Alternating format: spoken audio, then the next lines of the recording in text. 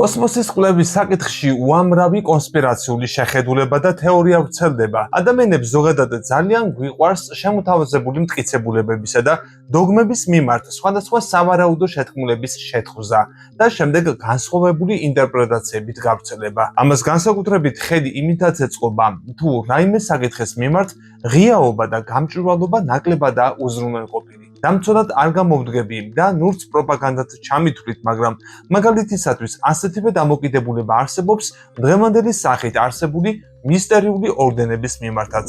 მასონები, ილუმინატები და ასე შემდეგ. რაც დაფარულია და ფართო მასებისათვის მიუწვდომელია მის მიმართ ყოველთვის არსებობს და ვრცელდება კონსპირაციები. ძირითადად ნეგატიურ ჟანრში. თუმცა ჭეშმარიტება კვლავ დაფარული რჩება. რაც შეეხება კოსმოსს და ჩვენი გარემომცველი უსაზღვრო სივრცის კვლევას, ყველაზე წარმატებული შეთქმულების თეორია მაინც მთვარის მისიებს, კერძოდ აპოლო 11-ს უკავშირდება.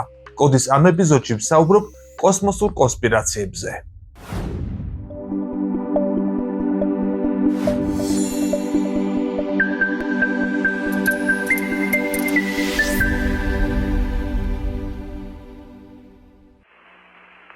Pitch over. 64, yeah, pitch over, yes, sir. There's throw. Roger. 60 seconds. Pitch. 3 feet per second. Contact now. Two, stop. Break. Throw. Auto. Tell me when I hit the bottom step. In the bottom step. I'm on it. Yep. Oh, okay. Look at this DLR cube. Yes. Okay. Yeah, you're going off camera to the right.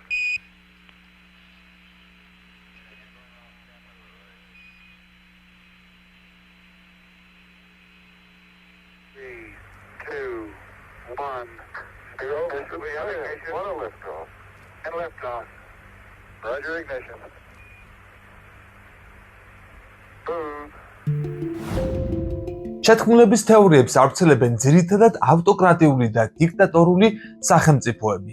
მათ ეს სჭირდებათ იმისათვის, რომ აკონტროლონ მასების ცნობიერება და ყოველთვის დაიქვემდებარონ მოქალაქე, რომელსაც სახელმწიფო ექსპლუატაციას უწევს. ამისთვის კი იყენებს მის შიშებს.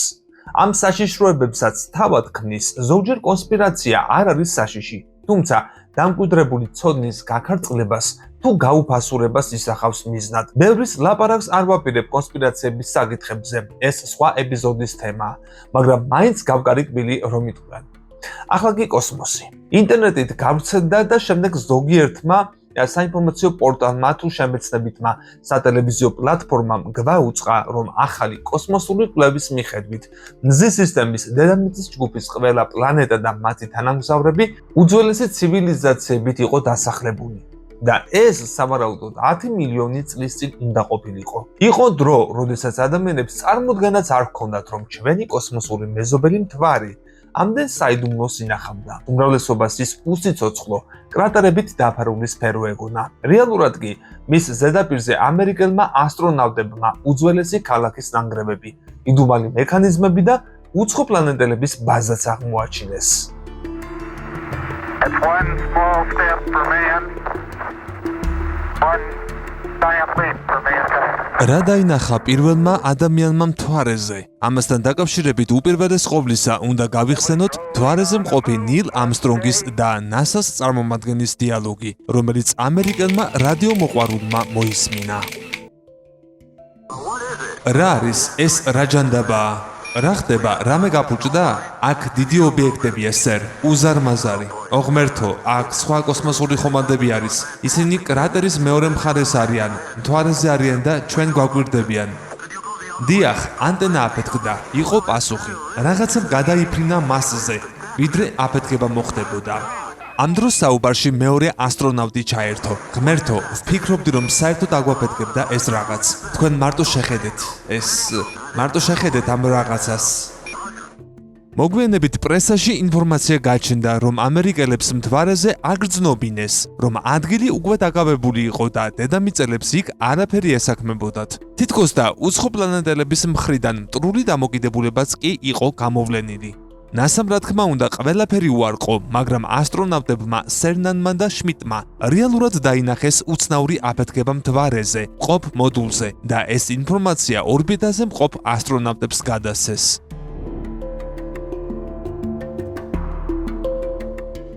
მთვარის ექსპედიციის შემდეგ ამერიკელმა კონსტრუქტორმა ვერნერ ფონ ბრაუნმა აღნიშნა, რომ არსებობს არამიწიერი ძალა, რომელიც უფრო ძლიერია, ვიდრე ჩვენ წარმოგვედგინა. სხვას ვერაფერს გეტყვით ამ თემაზე, უფლება არ მაქვს.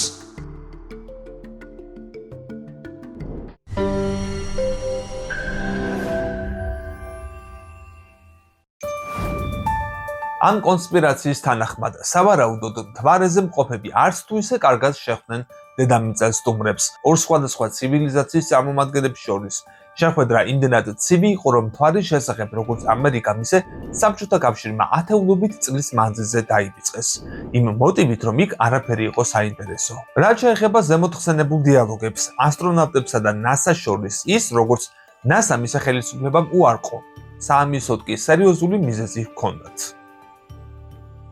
1938 წლის 30 ოქტომბერს რადიო CBS-ის ეთერში რადიო დადგმა გავიდა სამყაროთა ომი ჰერბერტ უელსის იმავე სახელწოდების რომანის მიხედვით.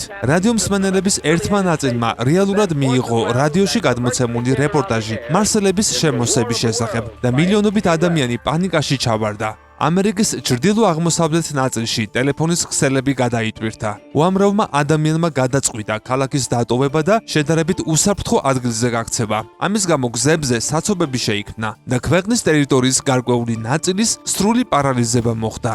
ასე რომ, გასაკვირი არ არის, რომ ინფორმაცია მთვარეზე ნანახი უცხოპლანეტელების შესახებ გაასაიდუმლოეს. როგორც გაირკვა, ამერიკის ხელისუფლების გადაწყვეტილებით მსოფლიო საზოგადოებას არამარტო დედამიწის თანამგზავრზე უცხოპლანეტელების ბაზის არსებობის შესახებ ინფორმაცია დაუმალეს, არამედ ისიც, რომ იქ უძველესი ქალაქის ნანგრევები, უცნაური ობიექტები და მექანიზმები ნახეს. გრანდიოზული შენობების ნანგრევები მთვარეზე? 2007 წლის 30 ოქტომბერს NASA-ს ფოტოლაბორატორიის ყოფილმა უფროსმა კენ ჯონსტონმა და მწერალმა რიჩარდ ჰოგლანდმა ვაშინგტონში პრესკონფერენცია მოაწყვეს, რომლის შესახებ ინფორმაცია მსოფლიოს ყველა წამყვანი ტელეარხის საინფორმაციო პროგრამებში მოხვდა. და ეს გასაკვირი არც არის, რადგან ინფორმაციას, რომელიც ამ ადამიანებმა გააჟღერეს, აფეთქებული ბომბის ეფექტი ჰქონდა. ჯონსტონმა და ჰოგლანდმა განაცხადეს, რომ თავის დროზე ამერიკელმა ასტრონავტებმა მთვარეზე უძველესი ქალაქის ნანგრევები და არტეფაქტები აღმოაჩინეს, რაც იმაზე მიუთითებდა, რომ მთვარეზე შორეულ წარსულში მაღალგანვითარებული ცივილიზაცია არსებობდა. პრესკონფერენციაზე ნაჩვენები იყო მთვარის ზედაპირის ფოტოსურათები, რომლებზეც მთვარის ზედაპირზე აშკარად ხელოვნური წარმოშობის ობიექტების არსებობის კვალი იკვეთებოდა. განსაკუთრებით საყურადღებო წარმოდგენილი ფოტომასალიდან ის ფოტო იყო, რომელზეც მთვარეზე მდებარე მინის სასახლე იყო ასახული. როგორც ჯონსტონმა განაცხადა, მთვარის კოსმოსური პროგრამებისადმი საზოგადოების დიდი ინტერესის გამო, ისინი იძულებულები იყვნენ მთვარის ზედაპირზე გადაღებული ფოტოსურათები გამოაქვეყნებინათ. ამიტომ, ვიდრე ფოტო ჟურნალ გაზეთების ფურცლებზე ან ტელევიზიით გამოჩნდებოდა, მისი რეტუშირება ხდებოდა.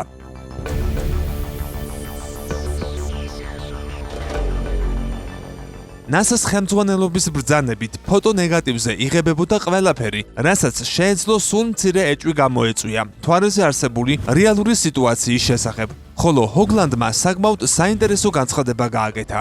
როგორც NASA-მ, ისე საბჭოთა კოსმოსურმა პროგრამამ ცალ-ცალკე აღმოაჩინეს, რომ ჩვენ მარტონი არ ვართ სამყაროში, რომ მთვარეზე არსებობს ნანგრევები, კულტურული მემკვიდრეობა ცივილიზაციისა, რომელიც ბევრად უფრო განვითარებული იყო, ვიდრე ჩვენ ახლა ვართ.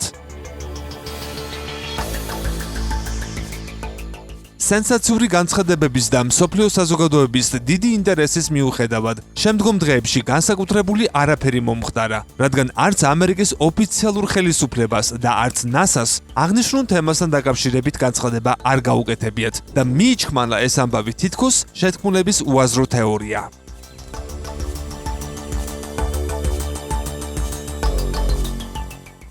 დაუშვებენ კი მთვარეზე ჩვენს არქეოლოგებს. რიჩარდ ჰოგლანდს, როგორც თავადამობს, ბედნიერი შემთხვევითობის წყალობით ხელში ჩაუვარდა აპოლო 10 და აპოლო 16-ის მიერ გადაღებული ფოტოსურათები, რომელზეც კარგად ჩანს ქალაქი, ქუჩებითა და შენობის ნანგრევებით. ფოტოებზე დაფიქსირებულია ანძები, ხიდები და ესტაკადები. ქალაქს გამჭვირვალე გუმბათი ფარავს, რომელიც აქა-იქ დიდი მეტეორიტების ვარდნის გამო დაზიანებული არის. ეს თაღი, ისევე როგორც სხვა ნაგებობები მთვარეზე, შექმნილი არის მასალით, რომელიც გარეგნულად როლს ან მინაპლასტიკას ჰგავს. უფოლოგები წერენ, რომ NASA-სა და პენტაგონის საიდუმლო კვლევის თანახმად, ბროლი, რომლითაც აგებულია მთვარეზე ობიექტები, სტრუქტურის მიხედვით ძალიან ჰგავს ფოლადს, ხოლო სიმაგრისა და გამძლეობის მიხედვით თუ ვიმსჯელებთ, მსგავსი ნედლეული დედამიწაზე არ მოიპოვება. ვის მიერ იყო აშენებული ეს ქალაქი? ვინ შექმნა ეს თაღი? გამჭვირვალე შენობები, კილომეტრობით გზები და ენერგო ობიექტები. უცნობია. ზოგიერთი მკვლევარი ვარაუდობს, რომ მილიონობით ან იქნებ ათასობით წლის წინ მთვარეზე უცხო ცივილიზაციის ან ცივილიზაციების ბაზა იყო, რომელსაც საკუთარი ინტერესები ჰქონდა დედამიწაზე. არის სხვა ჰიპოთეზებიც. ერთ-ერთის თანახმად მთვარეზე ქალაქი დედამიწის მაღალგანვითარებულმა ცივილიზაციამ ააშენა, რომელიც მოგვიანებით ომის ან გლობალური კატაკლიზმების გამო დაიღუპა. რა თქმა უნდა, მთვარის ქალაქი მეცნიერებისათვის დიდ ინტერესს წარმოადგენს. უძველესი ნანგრევების შესწავლა ბევრ კითხვაზე გასცემდა პასუხს. მაგრამ მისცემენ კი მთვარის დღევანდელი პატრონები, აქაურ არქეოლოგებს, დედამიწის თანამგზავრზე მუშაობის უფლებას. რას ფიქრობთ? დაწერეთ კომენტარებში. აპოლო 11 პირველი პილოტირებული მისია იყო, რომელიც მთვარეზე დაჯდა. ის ამერიკის შეერთებული შტატებიდან 1969 წლის 16 ივლისს გაეშვა, ხოლო 20 ივლისს ნილ ამსტრონგი პირველი ადამიანი იყო, ვინც მთვარეზე ფეხი დადგა. კოსმოსური ხომალდის ეკიპაჟი 3 ასტრონავტისგან შედგებოდა: ნილ ამსტრონგი, მაიკლ კოლინზი და ედვინ ბაზ ოლდრინი. აღსანიშნავია, რომ აპოლო 11-ის მთვარის მისია პირდაპირ ტრანსლაციით გადაიცემოდა. თუმცა დღემდე პოპულარული კონსპირაციული თეორია, თითქოს მთვარეზე დაჯდომა არ მომხდარა და ამერიკელებმა ფაქტები გააყალბეს. კონსპირაცია განსაკუთრებით პოპულარულია რუსეთში, სადაც მოსახლეობის 76%-ს სჯერა, რომ მთვარეზე გაფრენა რეალურად ჰოლივუდში დადგეს. მეტი ამ კონსპირაციის შესახებ.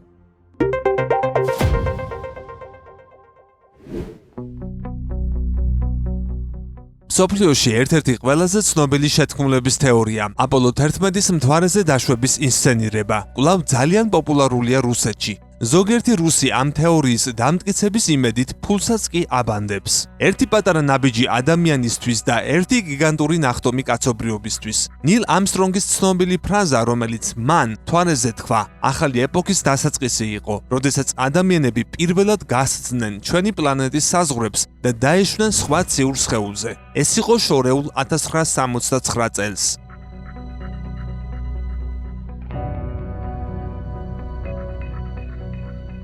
1969 წლიდან 10 წლეულების განმავლობაში ბევრ რუსს ჯერ კიდევ არ შეუძლია დაიჯეროს იმ პატარა ნაბიჯის, რომელიც არმსტრონგმა მთვარეზე გადადგა. მართალია, ეგრეთ წოდებული მთვარის შეთქმულება შეერთებულ შტატებში გამოიგონეს, მაგრამ მსოფლიოს არც ერთ სხვა ქვეყანას არ მიუღია ასე სრულად ეს დღემდე ურღვევი შეთქმულების თეორია, როგორც რუსეთს. ბევრი რუსი დღემდე თვლის, რომ შეერთებული შტატების მთავრობამ მოაწყო მასშტაბური ხუმრობა და რომ სავარაუდოდ მთვარეზე დაშვება ჰოლივუდში იყო გადაღებული. ეს ყოველთვის ასე არ იყო. საბჭოთა კავშირში იმ საეტაპო 1969 წელს არავის არც ოფიციალურ პირებს და არც მედიას ეჭვი არ ეპარებოდა ამერიკელი ასტრონავტების მიღწევაში. როდესაც ჩვენ ვიღებდით სიგნალებს მთვარედან, ჩვენ მათ მთვარედან ვიღებდით და არა ჰოლივუდიდან, თქვა რუსმა კოსმონავტმა გეორგი გრეჩკომ, საბჭოთა მთვარის პროგრამის წევრმა, რომელიც მას შემდეგ გაუქმდა, რაც აპოლო 8-ის მისია პირველად გაეშვა მთვარეზე. იმ დროს ყველა საბჭოთა სადაზვერვო სისტემა აკვირდებოდა პირველ პილოტირებულ ფრენას მთვარეზე. საბჭოთა რადიოტექნიკა იღებდა სიგნალებს აპოლო 11-დან, ისევე როგორც ყველა მის აუდიო კომუნიკაციას და თავად დაშვების სატელევიზიო კადრებს.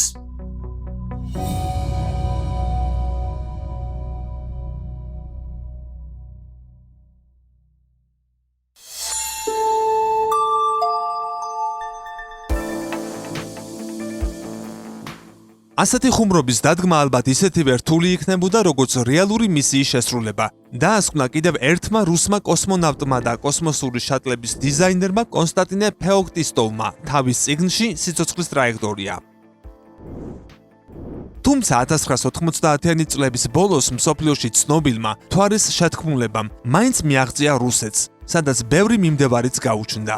თანამედროვეები ამას მიაწერენ იმ ფაქტს, რომ ახალ და მყიფე რუსეთს ძალიან სჭირდებოდა ფსევდოპატრიოტული ცნებები. როგორიცაა მოსაზრება, რომ ამერიკელებმა მოატყუეს ყველა, მათ შორის საბჭოთა კავშირი და მისი დაზვერვა, რომელიც ყოველთვის პირველი იყო ყველაფერში. ეს არის კიდევ ერთი მიზეზი, რის გამოც მთვარის შეთქმულება კვლავ აქტიურია რუსეთში. რუსეთიდან კი პოსტსაბჭოთა სივრცის ზოგიერთ ქვეყანაში. საბედნიეროდ ჩვენთან ასე მძიმედ არ არის საქმე და ძალიან ცოტა ადამიანია საქართველოში, რომელსაც ამ სამეცნიერო აბსურდის სჯერა. ისევე როგორც ბრტყელი დედამიწის და სხვა გამოუგნებელი თეორიის.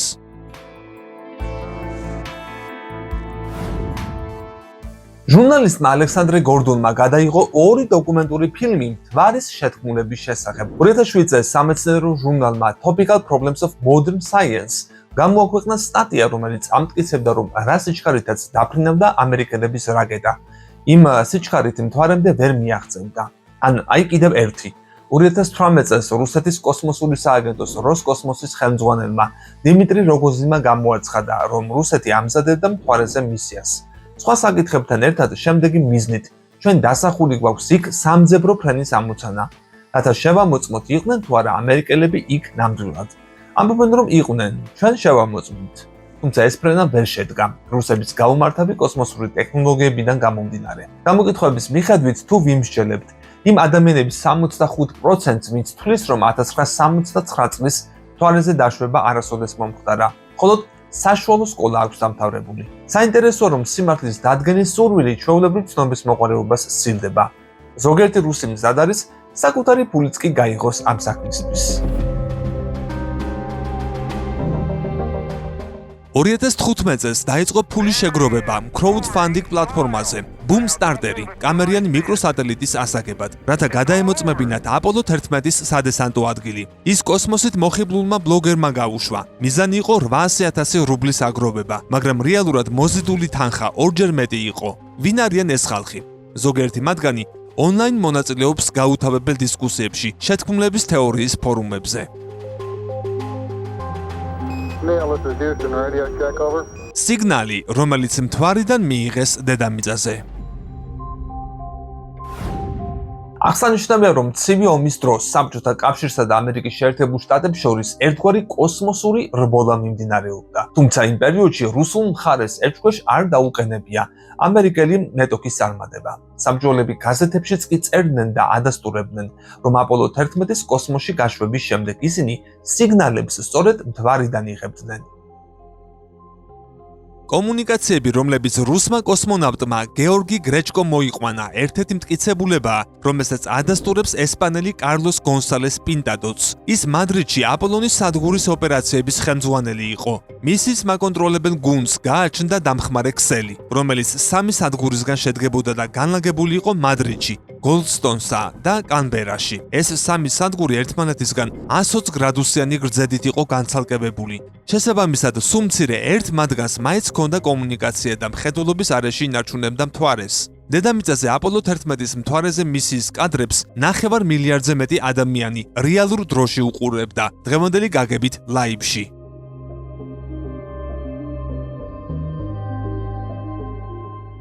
ამას გარდა ფოტოები ერთ-ერთი ყველაზე თვალსაჩინო მტკიცებულებაა, რომ ექსპედიცია მთვარეზე მართლაც შედგა და ასევე ის ნარჩენები, რაც ახლა მთვარეზეა დარჩენილი მაშინდელი მისიებისგან, რომელიც სხვათა შორის საშუალო დონის ტელესკოპებიდანაც კი ჩანს დედამიწიდან. NASA-ს გვერდზე ასევე შეგიძლია იხილოთ NASA-ს ფოტოგალერეა აპოლო 11-ის მისიიდან, სადაც ფოტო და ვიდეო მასალებია ხელმისაწვდომი.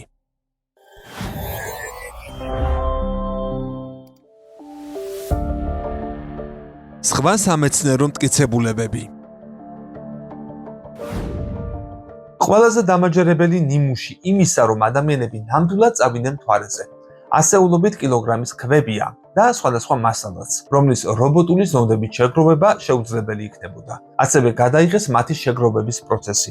დამატებით, ამერიკელებმა მთვარიდან ჩამოტანილი მასალები საბჭოთა კავშირსაც გაუგზავნეს. მეცნიერი დეივიდ უილიამსი, რომელსაც აპოლოს მისიების არქივის მონაცემებთან აქვს შეხება, აცხადებს, რომ მეცნიერები თავიანთ კვლევებსა და სამეცნიერო ნაშრომებში მთვარიდან წამოღებულ მასალებს 10 წლეულებია იყენებენ. მეცნიერების მიერ გამოყენებულია ასევე რეტრო რეფლექტორები, რომლებიც მთვარეზე ასტრონავტებმა დატოვეს. ამ ლაზერული რეფლექტორების მეშვეობით, რომელიც დედამიწიდან გასწროლილ სხივებს ირეკლავს, მეცნიერები დედამიწიდან მთვარემდე მანძილს ზომავენ. მეცნიერები, რომლებსაც შესაფერისი განათლება და მომზადება აქვთ, იყენებენ ამ მონაცემებს და ჯერ არავის შეპარვია ეჭვი მათ ნამდვილობაში. თითქმის 900,000,000-მა მეცნიერმა, ინჟინერმა, ასტრონავტმა და ფრენების კონტროლიორმა შეიტანა წვლილი აპოლოს მთვარეზე დაშვებაში.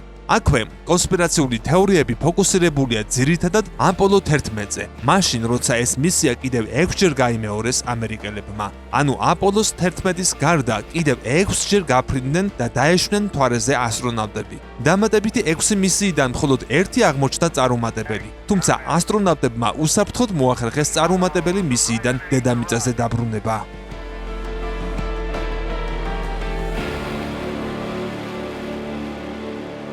დაიკარგა თუ არა მთვარეზე მისიის ჩანაწერები.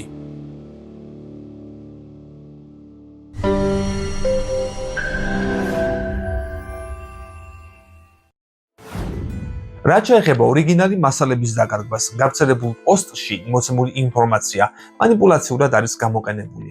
რეალურად, NASA-მ მოძებნა მთვარიდან პირდაპირ ტრანსლაციით ჩაწერილი მონაცემთა ფირები, მაგრამ მათ ორიგინალ მასალებს ვერ მიაკვია. სავარაუდოდ მონაცემები პროგრამის მენეჯერებმა წაშალეს, რადგან აღარ იყო მათი შენახვის საჭიროება. ყველა ვიზუალური მასალა უკვე იყო სხვა არქივებში გადატანილი, აღდგენილი და გამოყენებული. თუ რატომ წაშალეს და რა უშლიდა ხელს თუნდაც არასაჭირო მონაცემების შენახვას, ამაზე სავარაუდო პასუხია ის, რომ 1980-იანი წლების დასაწყისში NASA-ს Lancet-ის პროგრამას შეექმნა მონაცემთა დიდი დეფიციტი და სწორედ ამ პერიოდში წაიშალა ფირები, მაგრამ ეს მიღებული პრაქტიკა იყო. ვიდეო მონაცემები, რომლებიც ამ ფირებზე იყო, გადაიცემოდა Manned Spacecraft ცენტრიდან. ახლა ამ ცენტრს ჯონსონის კოსმოსური ცენტრი ჰქვია. მისიის დროს ვიდეო ჩაიწერეს როგორც ამ ცენტრში, ისე სხვა ადგილმდებარეობებზე. შესაბამისად, არც ერთი ვიდეო არაა დაკარგული და არ არსებობს კადრები, რომელიც არ უნახავს მსოფლიოს. ძებნის დროს NASA მაღალი ხარისხის ვერსიებიც იპოვა. NASA მუშაობდა Lowry Digital-თან, ფილმების აღმდგენ კომპანიასთან. აღდგენილი ვიდეო ჩაეშვა აპოლოს მისიიდან 40 წლის თავზე.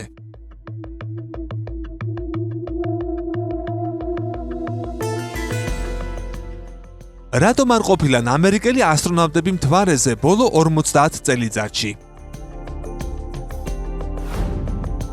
ასტრონავტები ასევე ხსნიან, თუ რატომ არ გამგზავრებულა მთვარეზე ბოლო 50 წელიწადში არავინ. ბოლო ვიზიტი მთვარეზე 1972 წლის დეკემბერში NASA-ს მისიის აპოლო 17-ის ფარგლებში იყო. შესაძლოა NASA 2025 წლისთვის დაბრუნდეს მთვარეზე. ყველაზე ადრე ეს თარიღი ივარაუდება. თუმცა, როგორც ბოლო ინფორმაციით ვიცით, გადატანილია 2026 წლის ბოლოსკენ. ეს არის პროგრამა სახელად არტემისი, რომლის ფარგლებშიც მთვარეზე პირველი ქალის გამგზავრებაც იგულისხმება. თუმცა, ზუსტი თარიღი საჯაროდ ცნობილი არ არის. მთვარეზე შემდეგი გაფრენა NASA-ს და კანადის კოსმოსური სააგენტოს ერთობლივი მისიით იქნება. NASA-ს ყოფილი ადმინისტრატორი ჯიმ ბრიდენსტინი, რომელიც ტრამპის ყოფილი ადმინისტრაციის დროს მართავდა სააგენტოს, ამბობს, რომ მთვარეზე დაბრუნება მეცნიერულ ან ტექნოლოგიურ სირთულეებთან კი არ არის კავშირში, არამედ პოლიტიკურ რისკებთან. პროგრამა დიდ დროს მოითხოვს და ძალიან ძვირი ჯდება. ამასვე ამბობენ ასტრონავტები. აქვე უნდა აღინიშნოს, რომ ხალხის ინტერესი მთვარეზე მისიასთან დაკავშირებით შემცირებულია. ახლა უფრო საინტერესოა მარსზე გაფრენა და ახალი მიღწევები. თუმცა თუ მთვარეზე არ აღდგა ფრენები, მარსი გამორიცხულია.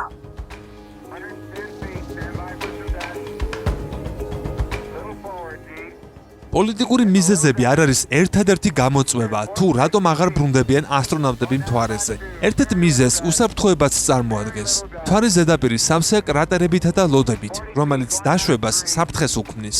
1969 წელს მთვარეზე პირველი დაშვებისას ამერიკის მთავრობამ მნიშვნელოვანი ფინანსური ხარჯი გასწია იმისათვის, რომ მთვარეზე სატელიტები განეთავსებინა, რაც მომავალ მისიებს დაშვების ადგილების განსაზღვრაში ეხმარებოდა.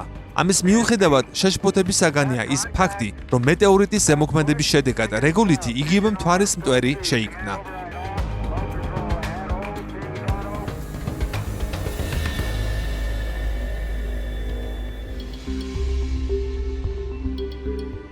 სამხრეთ კალიფორნიის უნივერსიტეტის აერონავტიკის ინჟინერმა 2014 წელს თავის სამეცნიერო ნაშრომში აღნიშნა, რომ მთვარე დაფარულია მთვარის მტვრის თხელი, ტალკისებრი ზედაფენით, ზოგიერთ ნაწილში რამდენიმე ინჩის სიღრმეზე, რომელიც ელექტროსტატიკურად დამუხტულია მზიურ ქართან ურთიერთქმედებით. ის ძალიან აბრაზიული და კრობადია, ამიტომ სწრაფად აბინძურებს და აფუჭებს კოსმოსურ კოსტუმებს, მანქანებსა და სისტემებს. ამის გარდა პრობლემაა მზის სინათლეს და გამოსხივებას. დაახლოებით 14 დღის განმავლობაში მთვარის ზედაპირი გახურებულია და მზის სხივების პირდაპირ ზემოქმედების ქვეშაა, რადგან მთვარეს არ აქვს დამცავი ატმოსფერო. შემდეგი 14 დღე კი სრული სიბნელია, რაც მთვარის ზედაპირს სამყაროში ერთ-ერთ ყველაზე ცივ ადგილად აქცევს. ამ გამოწვევებთან გასამკლავებლად NASA ჯერ კიდევ მუშაობს. მათ მთვარის მტვრის და მზისგან გამძლე კოსმოსური კოსტუმები უკვე დაამზადეს.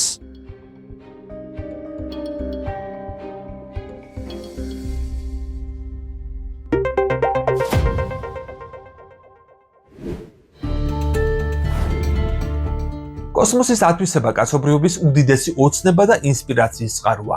საუკუნეების განმავლობაში კოსმოსში მოგზაურობაზე მხოლოდ ფიქრი შეიძლებოდა, თუმცა ახლა უკვე კოსმოსი აღარ არის ისე შორს, როგორც ადრე ჩანდა. ტექნოლოგიური პროგრესის წყალობით დღეს უკვე დედამიწის ორბიტის მიღმა მოგზაურობა არა მარტო NASA-ს ასტრონავტებს, არამედ ჩვეულებრივ ტურისტებსაც შეუძლიათ. მართალია ამ ეტაპზე ეს სერვისი საკმაოდ ძვირია, თუმცა დროსთან ერთად ის სულ უფრო მეტად ხელმისაწვდომი გახდება, რადგან კონკურენტების რაოდენობაც იმატებს. რაც შეეხება კონსპირაციებს, მარტივად არ დავიჯეროთ და გადავამოწმოთ ნებისმიერი ინფორმაცია, რაც დამკვიდრებული და ათასჯერ გადამოწმებული ფაქტის შესახებაა გავრცელებული, რათა თავი დავიცვათ ტყუილისგან და უნებლიეთ სხვისი ბოროტის რახვების ბრიყმი იარაღი, იგივე სასარგებლო იდიოტი არ გამოვდგეთ. კოსმოსურ კონსპირაციებს მომავალშიც დავუბრუნდები. ასევე კომენტარის სახით მომეწოდე ინფორმაცია თუ რაიმე მსგავს საკითხზე გაინტერესებს ახალი ეპიზოდის მომზადება. ამასობაში კი გამოიწერე კოდის YouTube არხი და ერთად ვიკვლიოთ სამყარო მეცნიერული და არა მხოლოდ მეცნიერული თვალსაზრისით. მადლობა მხარდაჭერისთვის.